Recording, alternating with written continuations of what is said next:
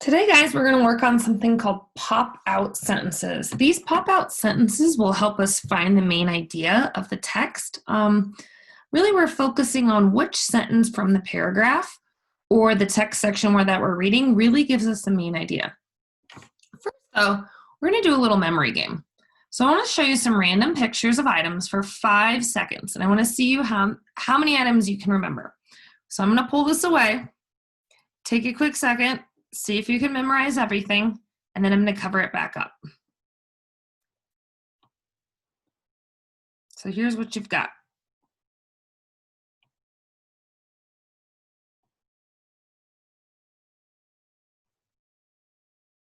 All right, so your 5 seconds is up. I'm going to cover it back up.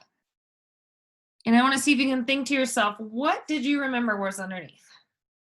Maybe you remembered 1 item, 2 items, 3 items. So now we're going to try it again. We're going to think of some categories in our mind. Some categories that came to mind when I was doing this were kitchen things, office things. So maybe this time you divide your categories into kitchen items and office items, and let's see if you can remember a little bit more. So same thing, I'm going to pull the pink square away. You have 5 seconds, see how much you can remember.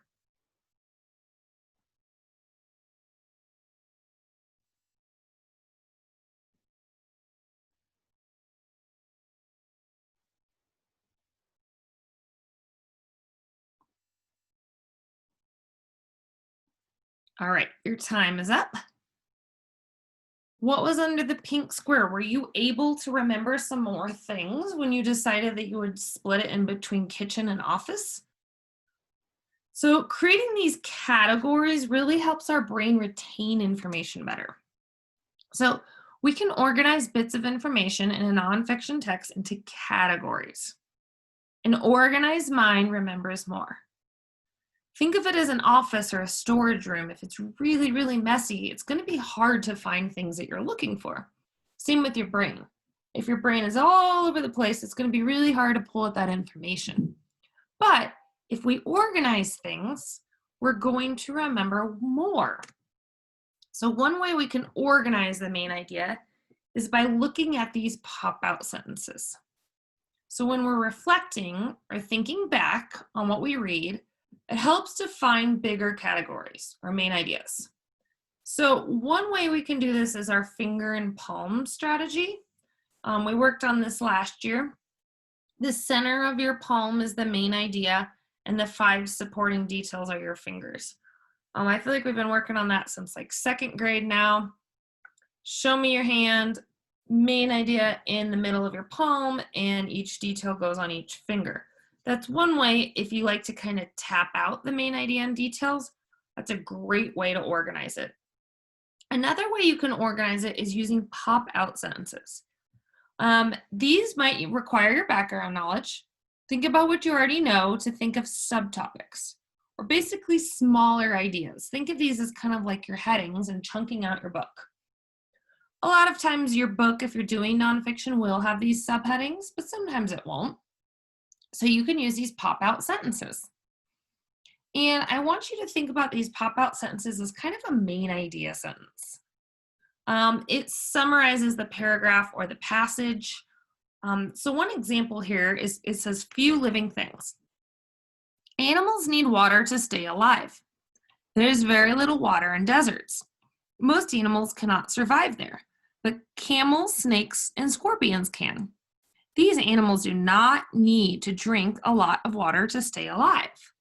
So we have multiple sentences there, but there's one sentence that really pops out at us. This sentence summarizes pretty much everything in the paragraph, and if someone said, what is this paragraph about? I would refer back to the sentence. I'd say, there's very little water in deserts. So really, this whole thing is talking about how these animals need water to survive and how difficult it is in the desert. The subheading is there are few living things in the desert. Well, why is that? Well, there's a lack of water. So that would be kind of our pop-out sentence for this short piece, and then we're going to go ahead and try it on a little bit longer. So this time you will see sometimes with nonfiction, there's not a subheading. Usually when you see it in a book, there's nice colorful pictures and subheadings and bold words, etc. But sometimes you'll see nonfiction written as just multiple paragraphs like this. So in this case, we need to come up with our own pop-out sentences because we don't have any subheadings to look at. So I'm going to work on just the first paragraph with you, and then we'll go through and you're going to do the rest on your own in your activity today. So think about, as I'm reading through this first paragraph, which sentence really summarizes the main idea of this paragraph. So we have The Weird and Wonderful Octopus by Anna Gratz. Of all the strange and wonderful creatures that live in the ocean, one stands out above the rest. It is the amazing octopus. There are over 300 different types of octopus, and they can be found in every ocean in the world. So if I was to look at this, I would say, yes, the topic is the octopus. And sometimes we mistake that main idea for the topic, where we're thinking, oh, really big idea. Remember, we've got to narrow it down. So yes, the topic is the octopus. It's about the octopus. But then to find the main idea, we ask ourselves, what about it? What about the octopus? Well, if I was going through this, at first I was originally drawn to the sentence, it is the amazing octopus. But then I realized it doesn't really tell me anything. An amazing octopus? Okay, well, Then I looked back at this first sentence. Of all the strange and wonderful creatures that live in the ocean, one stands out above the rest. So then I was thinking to myself, okay, I like this sentence because it's talking about how the octopus is strange and wonderful, okay, which we know that our title is The Weird and Wonderful Octopus, and how it stands out above the rest. It stands out. There are 300 different types of octopus. They can be found in every ocean in the world. They say it's amazing. So I think this paragraph is about how the octopus stands out. So I would pick that one as my pop-out sentence. And again, you'll go through this and you're going to only focus paragraph by paragraph. So read your paragraph, stop, find your pop-out sentence, read the next one. We're trying to find the main idea of each paragraph. Remember, when we stay organized, when we chunk our text out into smaller pieces, it's a lot easier for our brain to process. It gets to be way too much if I say, hey, I need to read the entire thing and then go back. So today you're going to work on going section by section, really focusing on those pop-out sentences. Which sentence in each paragraph gives you the main idea just for that paragraph? So today we're only organizing our text into paragraphs and finding the main idea.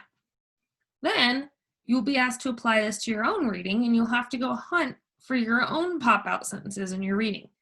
Keep in mind, these sentences are the main idea. These sentences are what the paragraph is about, even if it doesn't quite say it exactly. So your book might have subheadings, and that might make it a little easier for you because your subheadings might tell you exactly what the paragraph's about. If there aren't subheadings, you can chunk out the text yourself. And to find the main idea, you can always use those pop-out sentences. So now your task is you're going to practice finding pop-out sentences to determine the main idea in each section of your own book. You could use a boxes and bullets outline in your notebook. You could use sticky notes if you're reading a physical book. If you're doing EPIC, it might be easier for you to do this in your reading notebook.